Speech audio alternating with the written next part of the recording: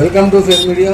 ఇవాళ మీతో షేర్ చేసుకోవాలనుకున్నటువంటి ఏకైక అంశమే ఆల్ ఇండియా లెవెల్లో ఆల్ ఇండియా ముస్లిం పర్సనల్ లా బోర్డు ఇచ్చినటువంటి పిలుపు మేరకు, అనగా ఇండియాలో ఉన్నటువంటి ముస్లింల వక్ఫ్ ప్రాపర్టీస్, ఈ ప్రాపర్టీస్ ఎలా వస్తాయి అంటే సదుద్దేశంతో ధనవంతులు కానీ భూములు కలిగి ఉన్నటువంటి వాళ్ళు కానీ పేద ప్రజలకు కొన్ని మంచి పనులు చేయడానికి వాళ్లకు ఉపయోగకరమైన రీతిలో ఆ యొక్క భూములను ఉపయోగించాలనేటువంటి ఉద్దేశంతో ఇవ్వబడినటువంటి భూములనే వక్ఫ్ భూములు అంటారు. ఈ వక్ఫ్ భూములపై మోడీ ప్రభుత్వం కన్నుపడింది. ఈ కన్నుపడినటువంటి ఉద్దేశాన్ని దృష్టిలో పెట్టుకొని ఈ యొక్క ద వక్ఫ్ అమెండ్మెంట్ బిల్ 2024ను తీసుకురావడం జరిగింది. మరియు ఇప్పుడు కేంద్రంలో ఉన్నటువంటి క్యాబినెట్ కూడా దీన్ని ఆమోదించినటువంటి సందర్భంలో భారతదేశ వ్యాప్తంగా ఉన్నటువంటి ముస్లింలలో ఉన్న విభిన్న వర్గాలు, విభిన్న రంగాలు, విభిన్నమైనటువంటి ఆలోచనలు కలిగినటువంటి జమాతులన్నీ కూడా కలిసి ముక్తకంఠంతో ఢిల్లీలోని జంతర్ మంతర్ దగ్గర నిన్న ధర్నా ప్రదర్శన చేశారు.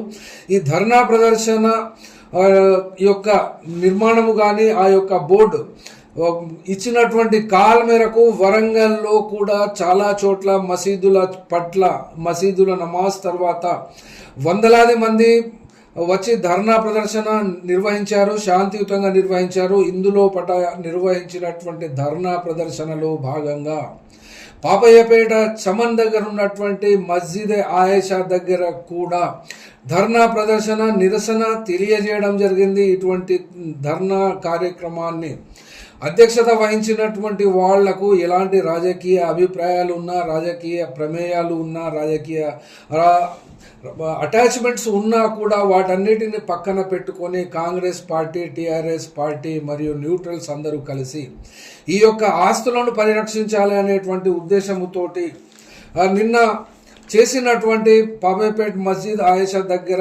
చేసినటువంటి ధర్నా ప్రదర్శనలో మొహమ్మద్ షఫీ మాట్లాడడం జరిగింది. ఆయన మాటల్లోనే ఇక్కడ చూడవచ్చు. తర్వాత హబీబ్ ఖాన్, ఈయన మాజీ జెడ్పీటీసీ ఎటునగరం ఏరియా నుండి ఇక్కడ ఈ యొక్క ఆర్గనైజేషన్ను కూడా వర్కింగ్ ప్రెసిడెంట్గా నిర్వహిస్తున్నారు. ముస్లిం యూనిటీ అండ్ డెవలప్మెంట్ మూవ్మెంట్కు కార్యనిర్వాహక అధ్యక్షులుగా పనిచేస్తున్నారు. అట్లాగే ఆయన తర్వాత సైఫుల్లా, ఈయన పాపయ్యపేట మస్జిద్ యొక్క ఇమాం, అనగా నమాజ్ చదివించడానికి ఉన్నటువంటి నియుక్తి చేయబడినటువంటి వ్యక్తిగా అతను కూడా మాట్లాడడం జరిగింది.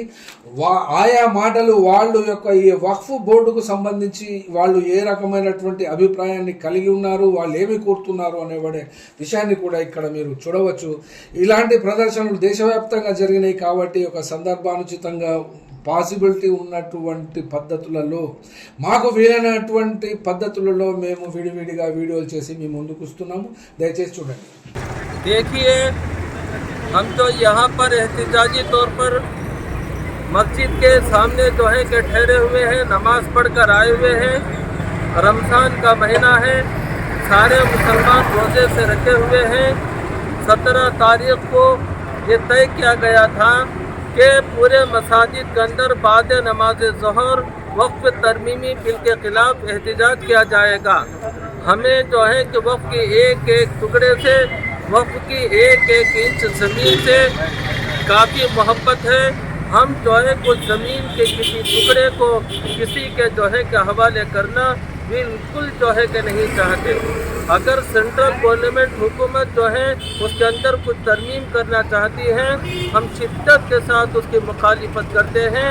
अगर जो है कि वो बात को मान ले तो ठीक है, वरना तो जो है कि आला तौर पर जो है कि हम जो है कि एहतिजाज जो है कि इंशाअल्लाह बड़ों के मशवरे से जारी और सारी रखेंगे। మంతర్లో ముస్లిం పర్సనల్ లా దీగర్ జమాతులు తరఫున ధర్నా అవుతుంది. దానికి సపోర్ట్గా ఇలా వరంగల్లో అన్ని మస్జిద్ ప్రార్థనలు ముస్లిమ్స్ అందరూ ఏకమై ముస్లిం అమెండ్మెంట్ బిల్ రద్దు చేయాలని కోరుకుంటూ 10 నిమిషాలు మౌనంగా రాజస్థాన్ గవర్నమెంట్కు ఒక విన్నపం ఇస్తున్నాం. మా ముస్లిం ప్రాపర్టీ జోలికి రాకండి. ఇంత ముందు ఎట్లా ఉన్నారో హిందూ, ముస్లిం, సిక్, ఇసాయి బాయ్ గంగా జమున తైజం ఎలా ఉందో అట్లానే ఉండండి. మా ప్రాపర్టీస్ మీద మాకే హక్కు ఉండాలి. మీరు నిర్లక్ష్యం చేసుకోకండి ప్లీజ్. సెంట్రల్ గవర్నమెంట్ ఇమీడియట్లీ బిల్లుని రద్దు చేయాలని కోరుకుంటున్నాం. మొహమ్మద్ షఫీ. ఈరోజు భారతదేశంలో పర్సనల్ లా బోర్డ్ అనే ఒక ద్వారా ఒక విశేష మనం సవరణ బిల్లు పేరుతో ప్రభుత్వం స్వాధీనం చేసుకోవడానికి ప్రయత్నం చేసిన వక్ఫ్ బోర్డు అంటే ఇది ఎవరికి సంతానం ఏం లేని వాళ్ళు ఒక వర్క్ చేసి ఇస్తారు.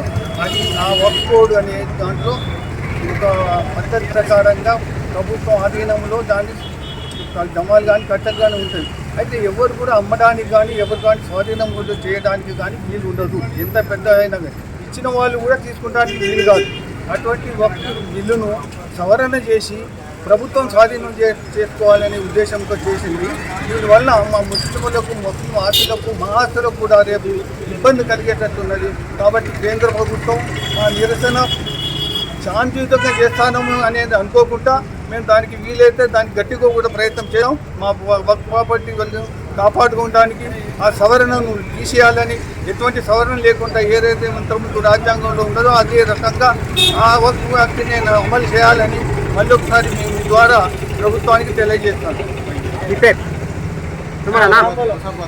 హబీబ్ ఖాన్, మాజీ జడ్పీటీసీ.